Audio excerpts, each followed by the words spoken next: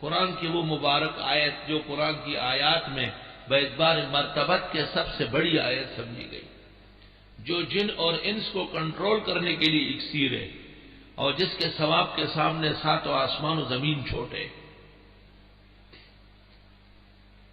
جسے پیغمبر نے امت کو ہر فرض نماز کے بعد پڑھنے کی تلقین کی، اور جو ضمانت ہے دنیا و آخرت کی مشکلات حل کرنے کی۔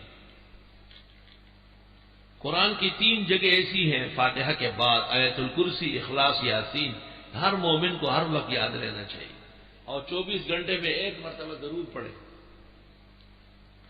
آیت الکرسی میں اللہ تعالی کا ذکر مضمرن اور مظہرن 18 جگہ ہے۔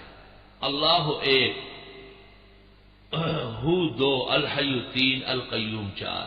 لا تاخذو کے اندر ضمیر 5، لہو کے اندر 6، یشفع کے اندر 7، اندو کے اندر 8، بیزنی 9، یعلم 10، من علمہ 11، شاہ کے اندر ضمیر 12، کرسیہ کے اندر 13،